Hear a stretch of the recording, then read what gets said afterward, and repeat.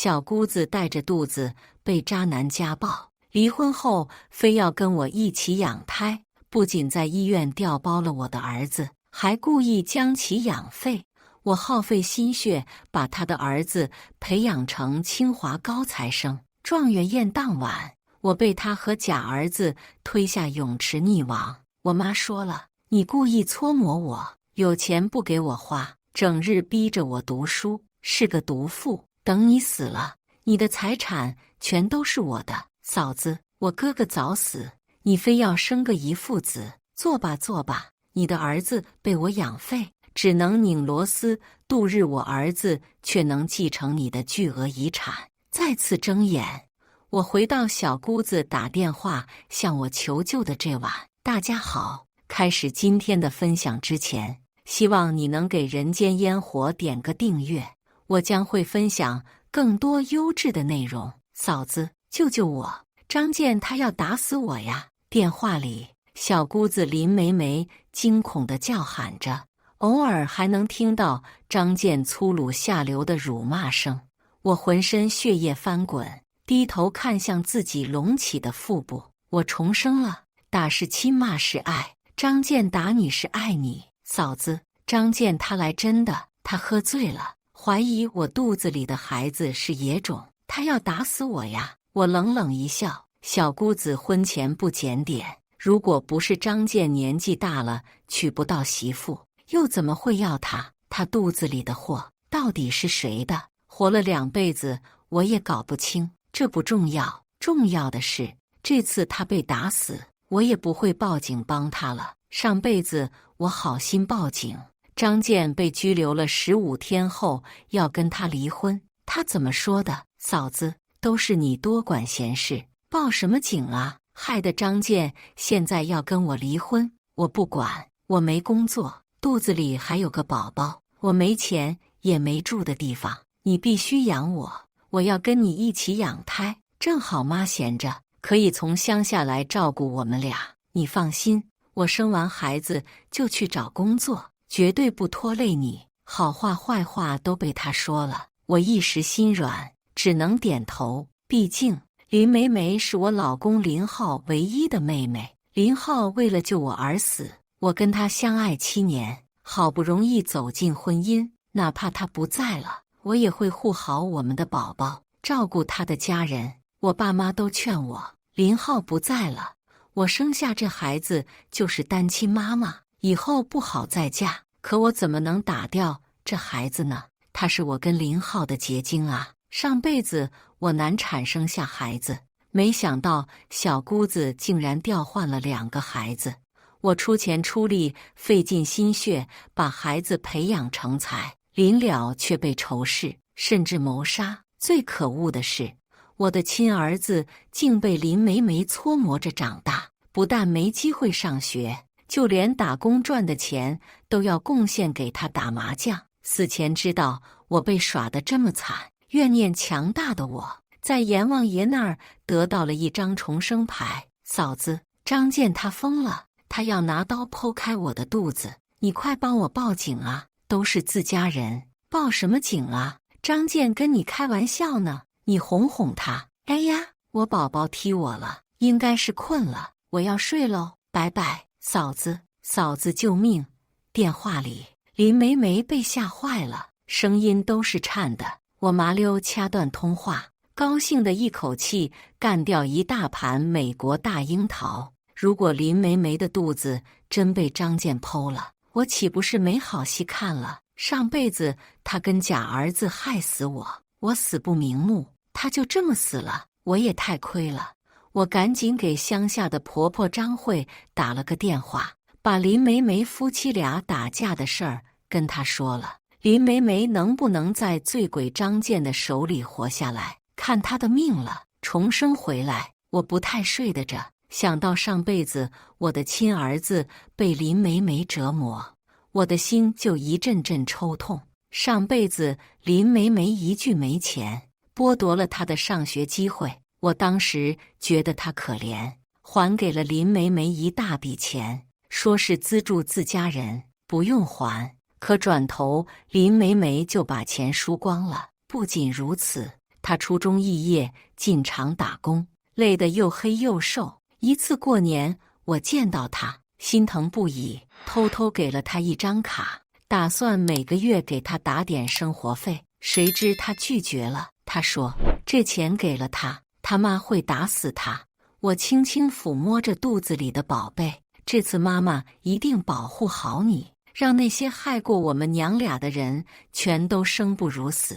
一觉醒来，我家客厅里多了2个不速之客，我婆婆跟小姑子全都来了。小姑子鼻青脸肿地坐在沙发上，婆婆正给她拿毛巾热敷。这个张健下手太狠了，一点也不顾着你肚子里的孩子，他怀疑孩子是野种。呜呜，妈，我怎么就嫁了这么个男人啊？当初你还说他年纪大会疼人，又舍得出彩礼，我这才同意的。你跟那小混混的事儿出了之后，在咱那儿名声坏了，难找到合适的人。你哥死之前找人给你介绍的张健，妈觉得挺靠谱，这不就……我听到这话，真想大笑3声。当初林浩就说张健不是好人，是我婆婆听了隔壁邻居说起，张健虽然是2婚，但没有孩子，并且是个小包工头，手里钱不少。她自己动了心思，想让小姑子嫁过去。这回小姑子被家暴，她却怪在林浩头上。说起这个婆婆，我更来气。她虽然是个农村人，但她可不朴实勤劳，就是个爱占小便宜、自私自利的老家伙。仗着我爱林浩，当初结婚不但不给彩礼，还让我家出房子车子当嫁妆。林浩爱我，偷偷把工资和奖金存起来给了我爸妈，还发誓会爱我一辈子。我爸妈这才同意了婚事。后来我跟林浩度蜜月，一辆大货车撞毁了我们的幸福。林浩护住了我，他却当场死亡。婆婆知道林浩死后，居然说是我克死了林浩，让我把林浩留下的钱都给他，还意图打这房子的主意。好在我爸妈跟林浩合计过，房子车子都在我的名下。婆婆没办法了，拿着林浩的赔偿金就回乡下了。她是手里有钱就闲不住的主，被人忽悠做生意，每次都失败，才半年时间，150万就被折腾没了。我为了林浩决定生下孩子，他用孩子拿捏我，让我每个月给他生活费，等我生产的时候来伺候我月子。我不稀罕他伺候我月子，但他毕竟是林浩亲妈，我还是每个月给他2000块生活费，这在乡下足够用了。上辈子我生完孩子，他把我请月嫂的钱拿走，说是亲自伺候我，结果呢，拿着钱带小姑子出门享受，留下我一个人照顾2个孩子。如果不是我爸妈心疼我，单独出钱给我请月嫂，我哪有时间恢复身体，重回公司？我敢肯定，上辈子小姑子调换2个孩子的事儿，这老太婆铁定知道。毕竟上辈子她对我的儿子100%顺，对小姑子的儿子却骂骂咧咧。最疼妖女的她，怎么可能这么极端？不想了，越想越来气。哟，嫂子醒了。嫂子就是金贵，睡得早起得晚，怕是我被打死了，嫂子也不会皱皱眉呢。小姑子阴阳我不管她，我严肃道：梅，上次你跟张健打架，我接了你的电话，立刻赶过去，结果你抱着张健说什么夫妻之间打架是恩爱的表现，让我不要多管闲事。还有上次张健喝醉了，把你赶出家门，不是我收留的你，我还给了你3000块钱，让你出门买东西换心情呢。我婆婆摩拳擦掌，要开口教训我。我立马道：妈，昨晚我给你打电话说了小姑子和张健的事儿，你今早就把人带到我这儿了，张健不会来找麻烦吧？算了，我让保安注意点，你们俩可别被吓到。我住的房子是我爸妈特地买的高档小区房， 200平的房子，安保方面十分给力。婆婆以前总来蹭吃蹭住，林浩死后，她忙着拿赔偿金做生意，好久没来了。这次她带小姑子来，肯定是为了躲避张建家亲戚的声讨，毕竟2人报警把张建给送进去了。果然，婆婆不敢对我放狠话了。我靠在门边，悠悠道：“家暴只有0次和无数次，小姑子这都被打10几次了吧？婆婆，你当初选女婿的眼光不太好呢。不过张建能拿出50万的彩礼，确实很有诚意了。”小姑子一听，妈，你不是说张建只给了18万的彩礼吗？你就给了我5万，吞了45万。婆婆立马坐不住了，乖女儿，妈不是怕你知道钱多，花钱大手大脚吗？先给你保管着。我说许俏，这是我们老林家的事儿，你少多嘴。林浩的赔偿金一共150万，加上他的个人存款30万。妈，你手里那么多钱，不如给小姑子买套房。我一副过来人的口吻劝道：“梅，女人还是得经济独立，男人才不会瞧不起，动辄打骂。你要是自己有了房子，张建还不得供着你？”林梅总是抱怨张建嫌她一无是处，不会赚钱做饭，还花钱大手大脚。我的提议让她瞬间心动。对呀，妈，我哥死的时候，你说这钱存起来，将来除了给你养老，也能接济我。现在我跟张建闹成这样，他指不定会跟我离婚。只要我有了房子，他就不会嫌弃我了，还会供着我呢。婆婆的脸色越来越难看。女人买什么房子？嫁汉穿衣吃饭。她娶了你，你就靠着她过日子。说完，她开始阴阳我。有些女人克夫，难怪不要1分彩礼就结婚。如果不是我儿子死了，我用得着给自己存养老钱吗？我可怜的林浩啊，你怎么就去得这么早呢？婆婆转移话题，胡搅蛮缠的本事，我上辈子是见识过的。当初林浩死的时候，她哭的都没这么伤心。她一哭，把小姑子哭懵了。母女俩开始联手喷我，这是我家，喷我，真当我还是上辈子那个愚蠢的大冤种呢。我换了身衣服，拿起包包，直接出门了。喂，你去哪儿？你就算不做饭，也先把外卖点了呀。我可是你婆婆，你敢不听我的话？许俏，电梯门一关，耳根清净了，想住我的房子，花我的钱，做梦呢。林浩爱我，可他死了，他的家人不但不愿照顾他老婆孩子，还可劲算计着，甚至连他的遗父子都成了某些人的牺牲品。如果他还活着，肯定也不希望我跟孩子受这天大的委屈。想清楚后，我立即联系中介，把我住的这套大平层给卖了。我婚前用积蓄在公司附近买了一套小公寓，生宝宝之前够住了。至于我爸妈那边，我实在不好去打扰，自己造的孽总要自己解决才是。中介动作很快，第2天就带着人去看房子。婆婆知道后，打电话质问我：“你要卖房子？谁允许你卖房子的？这房子我跟梅要住，你如果不想住，就搬出去，不准卖了。房子是我的婚前财产，我有权处置。你还是我林家的儿媳妇呢，你的就是我们林家的。林浩虽然死了，我还没死呢，休想欺负我跟我闺女，跟不讲道理的人说话，真特么费劲。我缺钱，房子已经决定卖了，你跟小姑子另找住处吧。”喂，张慧打我电话我没接，林梅也打了10几个，我干脆关机了。当晚我刚睡着，就被一通剧烈敲门声吵醒。许俏，你给我开门，今儿不把话说清楚，我就不走了。老太婆脸皮厚如城墙，完全不把邻里放眼里。我怕她吵着邻居，只得开门让她进来。她一进门就开始四处打量，这房子这么小，哪儿够住啊？这样吧，你要卖那大房子，我也阻止你。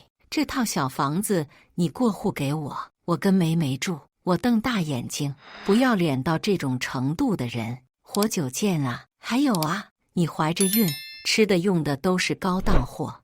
我们梅梅嫁给张健没福气，今后她就跟你一块养胎了。你吃的用的都准备双份儿。我笑了，是不是我以后生了宝宝的所有物品也要准备双份？要不说你们读书人就是聪明呢。你放心，梅梅也不白拿你的，她照顾宝宝的时候会顺带照顾你的孩子。你只要每个月给2万块钱就行了。我惊呆了，每个月2万，金牌育儿嫂也就1万2。林梅梅她哪来的脸？虽说林浩死了，但你是他老婆，每个月还是得按时给我打生活费，过年过节的礼物也不能少。梅梅是林浩的亲妹妹，她死了，你得替她看顾着点梅梅。这次她被张健打得不轻，你把这房子过户给她，就当是给她的精神补偿了。首先，我准备把工作辞了，手里的钱只够生宝宝的，没钱请小姑子带娃。其次，这房子是我爸妈送我的结婚礼物，写的名字是我爸的，我爸不会让我过户给别人。我揉了揉太阳穴，嘲讽道：张健打了小姑子，精神补偿什么的，找张家呀。何况妈，你手里不是捏着200万现金吗？我知道婆婆正跟小姑子通着话，我们说的每个字小姑子都听得到。婆婆把钱败光了的事儿，只有我知道。上辈子还是我替她遮掩这事儿的呢，否则小姑子肯定闹死她。毕竟在小姑子心里，林浩死了，婆婆的一切都是她的，包括这些钱。婆婆把钱花光，自私自利的小姑子能轻易放过？果然，婆婆的脸色越发难看。许俏，你一个有手有脚的人，怎么老盯着我手里的钱？你爸妈不是有钱吗？区区一套房子，你开口要过来就是。还有，就算房子不能过户，你跟梅梅一起养胎的事儿也得定下来。那边的大平层我们住不了，你这房子又太小，梅梅可不能将就。你给我10万块钱，我去租一套好点儿的。我女儿怀着孕，可不能受委屈。我他妈快气笑了，你女儿不能受委屈，我能。为了安心养胎，我真的辞职了。其实我是收到另一个公司的 offer， 工资待遇都比现在的公司你好。不过我怀着孕，跟那边的人事沟通过，等我生完孩子休了产假再去上班，对方一口就答应了。辞职后，我直接换了手机号，买了去大理的机票。我在大理租了民宿，请了个阿姨给我做1日3餐，自己每天出去散步、看海，书店蹲一蹲，好不惬意。我爸妈知道我的决定后，感慨我终于长脑子了，知道林浩和林浩的家人不能等同对待，哪怕要生下这个孩子，也得做最好的自己。他们直接给我卡里打了100万，表示赞赏和支持。我心里既感动又自责，上辈子只想替林浩尽孝，却忘了自己的父母有多担心自己。虽说远离了婆婆和小姑子的骚扰，但我还是关注着他们的动静。跟上辈子一样，这辈子张健还是跟小姑子离了婚。小姑子一开始不同意，肚子里揣个崽，以为所有人都会供着他，谁知道张健放狠话，如果他不离婚，他就继续家暴他，直到把他肚子里的野种打没了。小姑子没法子，只能签字离婚。离婚后，他可没上辈子那么幸福，住在我的房子里，享受阿姨的照顾，还有我经济上的支持。这次她只能跟婆婆回到乡下住老房子，还要忍受村里人的指指点点。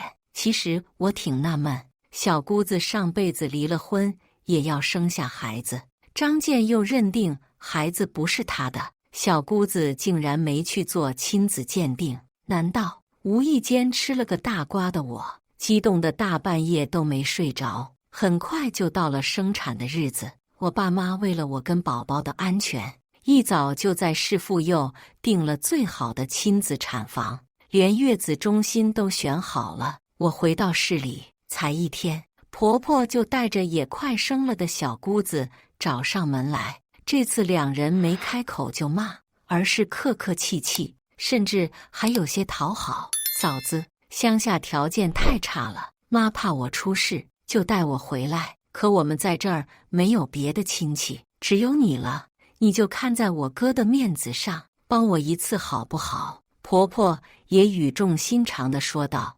林浩去得急，什么都没说，但他一定希望你照顾好他的妈妈和妹妹。我们家林浩那么爱你，还为了你去死，你总不能眼睁睁看着他的亲人流落街头吧？如果我没重生，我肯定信了他们的鬼话，但我这辈子长脑子了。不过我现在住我爸妈家，没了工作和房子，我也只能啃老。不过我还有点存款，这样吧，我出钱给小姑子租个公寓，妈你就好好照顾小姑子，生孩子坐月子，等她恢复了，我再给她介绍个工作。你卖房子的钱呢？婆婆问道。我在公司犯了大错，卖房子的钱用来补资金漏洞了。妈，你手里不是还有林浩的赔偿金吗？对了，还有小姑子的彩礼，这些钱够你们平时的花用了吧？说到这个，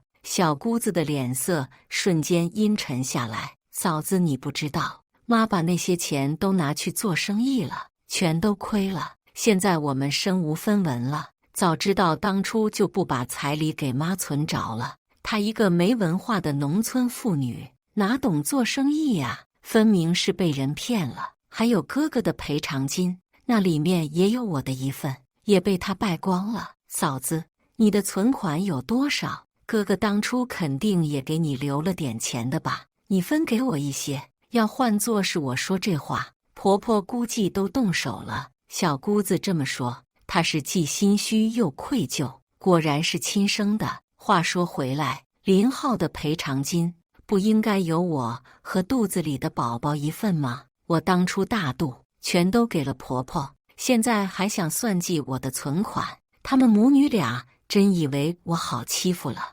我目前也是啃老呢，卡里只有1万多，一会儿我转给你，你们去租个房子。生孩子的话，公立医院可以报销，应该花不了多少。小姑子忙问道：嫂子，你在哪个医院生孩子？我们预产期差不多，一起吧。我眼神闪了闪，这也可以。当然了，以后2个孩子就是亲兄弟，同年同月同日生，多好啊！我知道他的心思，一边点头，一边亲自给他租房子。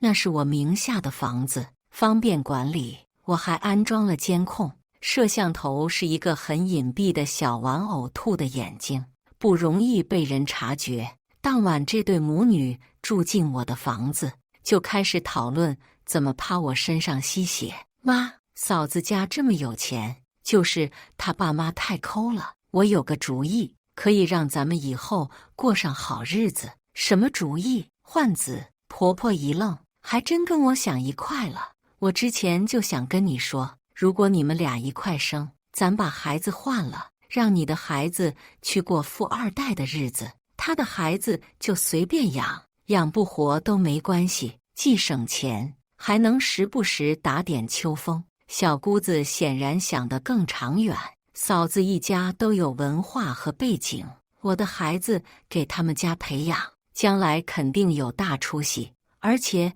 嫂子是独生女，等孩子长大之后，她和她父母不在了的话，所有的财产不就是我们的了？我听到这里，已经忍不住想提刀去砍了这对母女。看来他们不只想要我死，还想害死我爸妈，好让那个孩子继承所有的财产。可林浩也是林家人啊，是婆婆的儿子，是小姑子的哥哥，他们再不喜欢我，也犯不着虐待林浩的一父子啊。手机里再次响起婆婆的声音：反正林浩也不是我儿子。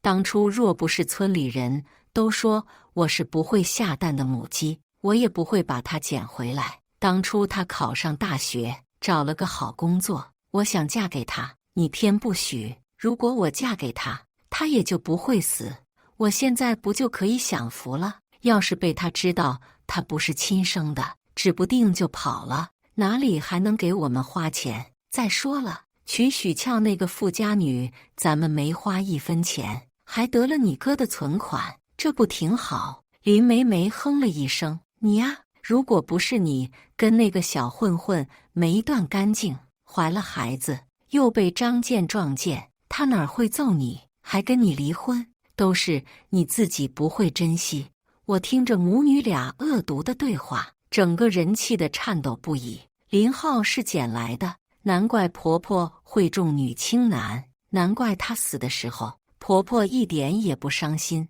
只关心赔偿了多少，事后还要跟我争财产。难怪我们的儿子被小姑子调换后，跌跌撞撞长大，吃苦受罪不说，还被他们母女打骂嫌弃。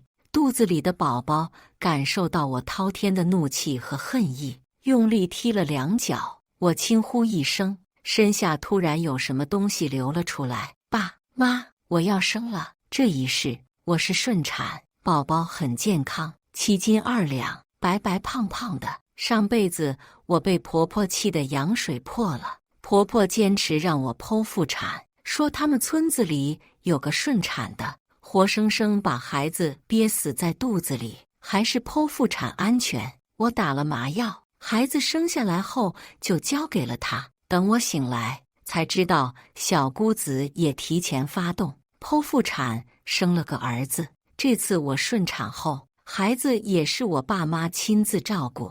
婆婆这会儿还在和小姑子算计狸猫换太子的好事儿呢。3天后，我告诉婆婆我生了个儿子，婆婆在电话里就慌了：“生了？你怎么能这么快就生了？不是还有1周吗？你在哪儿生的？孩子呢？你等着，我马上过来。”我拒绝了她。我爸妈在医院照顾我跟孩子的。婆婆你好好照顾小姑子吧。虽说我不想让她好过，但再怎么样，我也不想拿孩子冒险。那是我跟林浩的孩子，是上辈子我亏欠了18年的孩子。我跟爸妈说了婆婆和小姑子想调换孩子的事儿，我爸妈气得要报警，我阻止了他们。林浩不是婆婆亲生的，这次我不会再有什么顾忌了。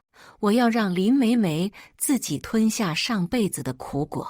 很快，小姑子也生了，婆婆让她直接去医院剖腹产，然后抱着她生下的儿子来看望我。我假装很高兴，还给孩子打了个小金锁，说是2兄弟1人1个。婆婆惊讶于我对这孩子的态度，但她还是露出了自私的嘴脸。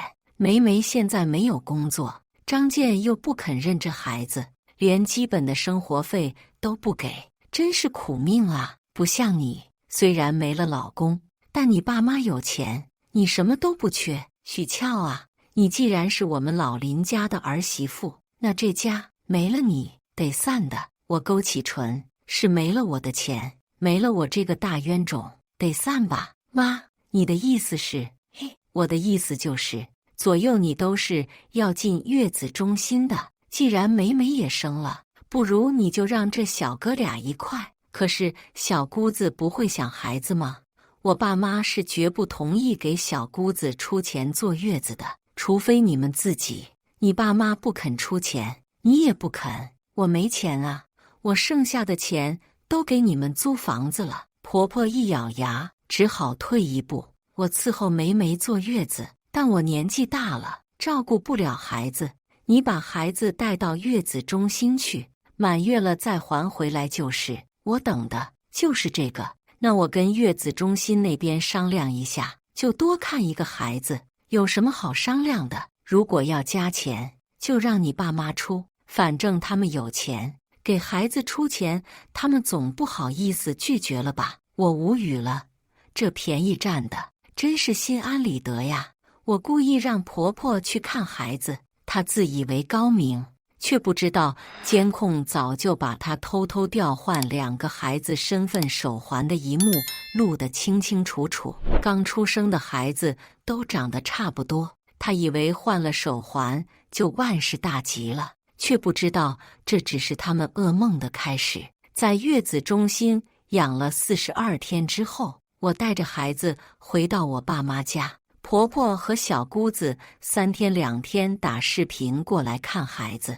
我爸妈无意间说了一句：“这么上赶着看别人的孩子，却不管自己孩子的吃喝拉撒，算什么妈妈？难不成别人的孩子是他的？”小姑子听到这话，立马讪讪的抱歉，保证之后再也不打视频来骚扰我们。我花了点钱，盯着婆婆和小姑子那边，看在林浩的面子上，我每个月依旧给婆婆打2000块生活费。她拿着这钱去麻将桌上打发时间，而林梅梅不想照顾孩子，一出月子就开始收拾打扮，出去勾勾搭搭。反正在她心里，孩子是我跟林浩的，养不死就行了，就算养死了她也不心疼，只要她的儿子在我这里过得好，以后成才了，他来摘取果实就行了。我笑他天真愚蠢。恢复好身体后，我迅速投入工作，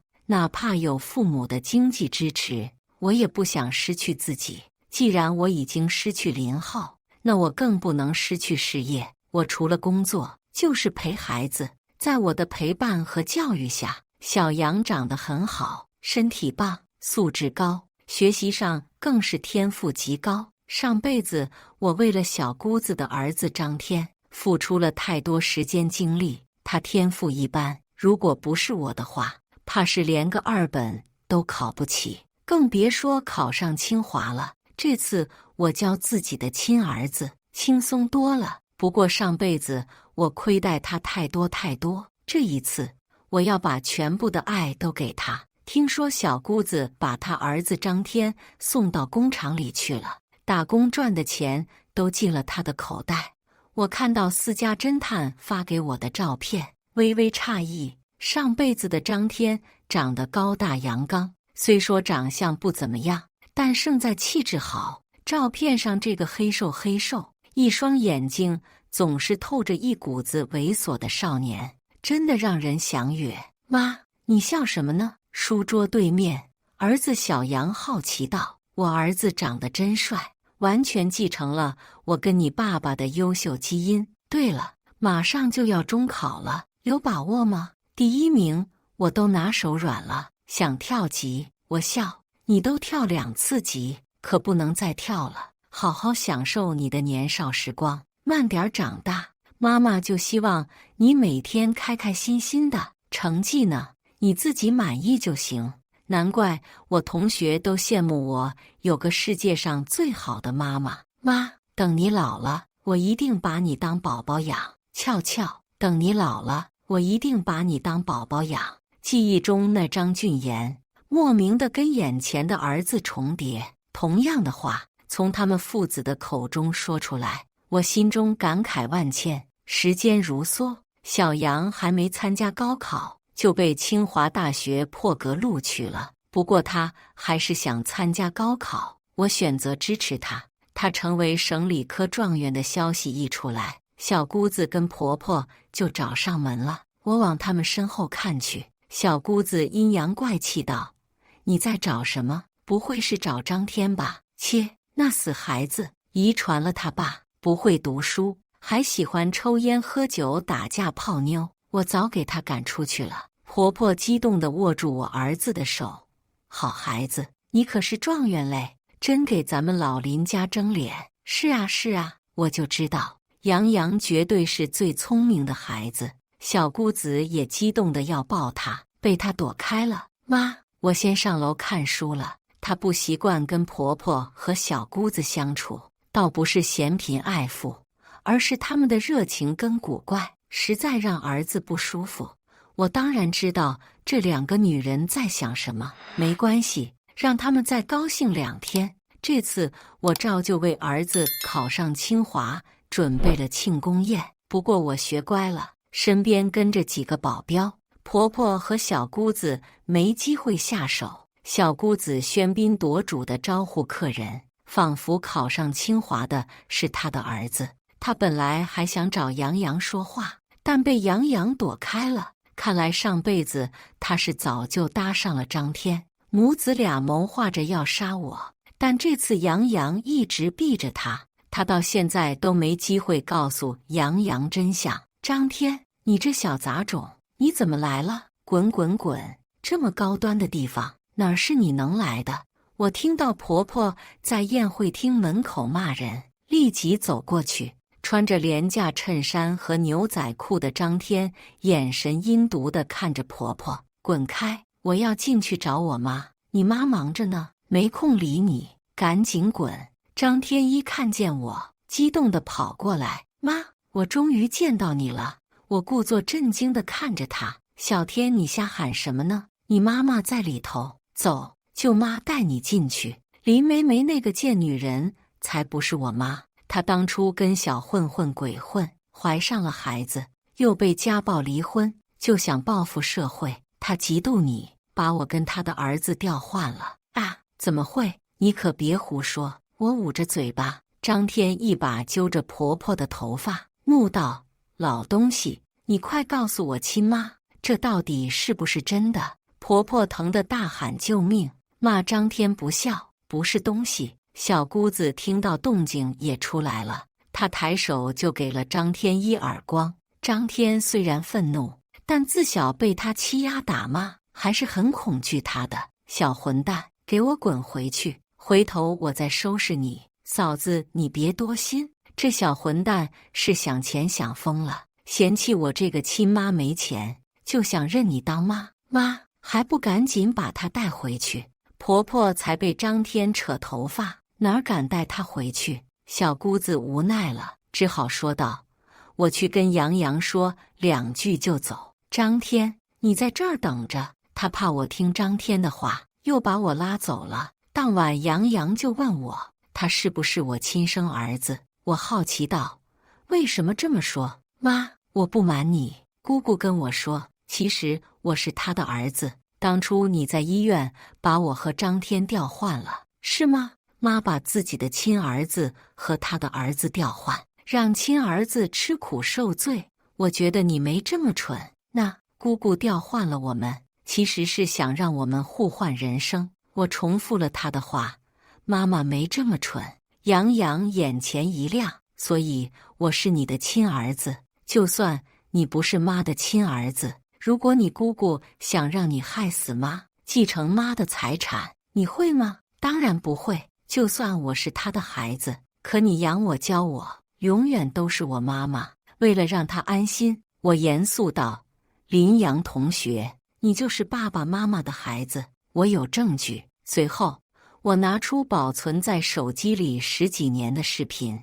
他看到视频里婆婆调换宝宝手环后，我爸妈又把手环换回来后，总算松了口气。“妈，我可不是嫌贫爱富，我只是觉得姑姑心术不正，奶奶又自私恶毒，不想跟他们扯上关系。放心，咱跟他们半点关系都没有，因为你爸是他们家捡来的。”儿子张大了嘴巴，到底还是太年轻，就这点狗血就说不出话了。“妈，你可千万要小心，姑姑她想杀你。”儿子突然回过神，赶紧抱住我的手臂，不安地说道：“放心吧，都在妈的掌控之中。”我安慰了他之后，让他赶紧去睡觉。第二天一早，张天出现在我公司门口，他提出有话要跟我说。“妈，如果你不信我的话，我们可以去做亲子鉴定，我就是你的亲生儿子，你家那个是个假货。”我眨眨眼问道：“林梅梅故意把你养废，你外婆又对你百般嫌弃，你从小到大吃了很多苦吧？”“是，他们不把我当人。”张天咬牙切齿地说道：“等我找回身份，我就是富二代，到时候我要捏死他们这2只蚂蚁。”我摇摇头，果然，人的劣根性是改不掉的。上辈子我呕心沥血教养他，他可以不顾养育之情杀我。这辈子他想认我当妈，也能只是想报复伤害他的人。而我的杨洋，上辈子哪怕遭受不公的对待，依旧没有变坏，只是认命地接受了摧残。好，我们去做亲子鉴定。亲子鉴定的结果很快出来。张天看到鉴定结果之后，高兴疯了。他当天就跟我要了500万，我给了。现在的我已经是一家上市公司的总裁，区区500万不在话下。我真想看看林梅梅亲自教育出来的儿子，就算成了富二代，会不会变成社会精英，让他荣耀加身。第二天，我接到警局电话，张天被抓了。他花钱雇佣了一群社会流氓，把小姑子跟他的初恋小混混给打了，出手太重。那小混混脑袋开瓢，成植物人了。小姑子被打断了2条腿，就算治好了，也是个瘸子。婆婆被张天按在麻将桌上，逼她吃麻将，直接给人吓得屎尿失禁，瘫了，好吗？张天的胆子比我想象中大，形势也更狠。我出钱了结了这事儿，但张天还是被判了刑。我花了不少钱才给人保释出来，延期执行。我带着张天去医院看小姑子和婆婆。我这人就是心地善良，娘俩感情好，我就给2人挪一个病房了。当着他们的面，我把亲子鉴定拿了出来。我跟张天没有血缘关系。我又播放出婆婆在医院调换孩子手环的视频。聪明反被聪明误，这就是报应。我的孩子成了人中之龙，而小姑子的孩子却成了一个恶毒废物。小姑子接受不了现实，无力地嘶吼着：许俏，你这个贱人，你害我还不够，你还害我儿子，你一定早就知道我的计划，对不对？你等着看我的笑话！你故意让我折磨我儿子，你好狠的心啊！儿子，妈妈对不起你，是妈妈错了，你原谅妈妈好不好？都是这个贱人的错，是他让你没有了富二代的人生，你杀了他。儿子，你干什么呢？你傻了吗？这个女人那么恶毒，害我们母子18年，你杀了她呀！婆婆想控诉我，可她瘫了，说不出话来，只能恨恨无声瞪着我。是我害你吗？是你的愚蠢和恶毒害了你。林梅梅，你算计我，却不许我反击，这是什么道理？还有婆婆，林浩不是你的亲儿子，可他对你多孝顺啊，你也舍得算计他的妻子和姨父子。我转头看向张天，你还有什么想问的吗？张天不可置信地后退了几步，这不可能，妈，你是骗我的，对不对？之前我看到的亲子鉴定明明那是我跟杨洋的亲子鉴定，只是你太心急了，没仔细看鉴定证明上的名字。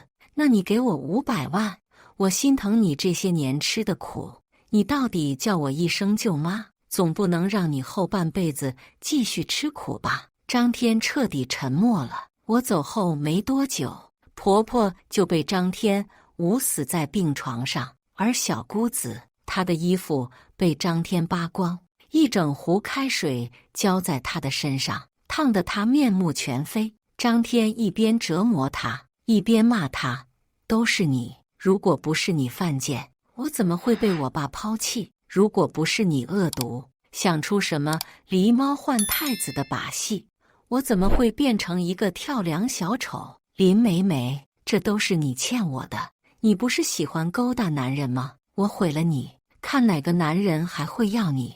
你这种女人就该死，去死啊！还好护士来得及时，不然林梅梅也会被张天掐死。不过她身上大面积感染，离死不远了。张天被抓起来之后，我去监狱见了他一面。妈，我做了个梦，梦里你很爱我，虽然我很调皮，但你还是安心的教我做人，辅导我学习。后来我考上了清华，可你却杀了我。我平静地看着张天，话语中没有丝毫波澜。他震惊地抬头：“妈，你别叫我妈。”张天，人的劣根性是很难改变的。上辈子你杀了养育你的我，这辈子你杀了生下你的林美美，你骨子里就是个嗜血的杀人犯。无论重来多少次，你都得不到救赎。我转身走出监狱，张天被判了无期徒刑。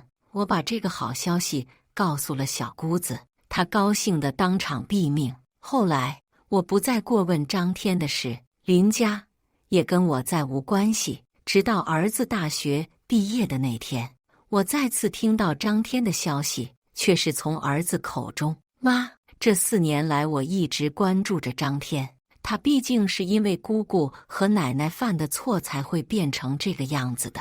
我摇摇头，不，他本就是这个样子，哪怕是给他2次选择，他依旧会选择走死路。妈，他死了，你可以原谅他了吗？对上我疑惑的目光，儿子道：“他在监狱里得罪了不少人，被折磨得精神崩溃，一次放风，他跳了楼。”哦，我面无表情地转身走进厨房，身后传来儿子的叹息。上辈子全心全意的付出，还有死时的不甘跟绝望，折磨了我太多年。张天死了，我心里不是滋味，是报仇之后的痛快吗？似乎没有，毕竟是我养过一场的孩子，但这是他该得的下场，是他的报应。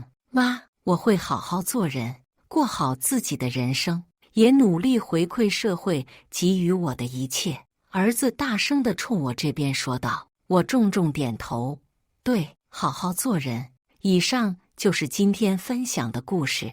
大家有什么想说的、想吐槽的，欢迎在下方评论交流。也更希望能给人间烟火点个订阅，我将会分享更多优质的故事内容。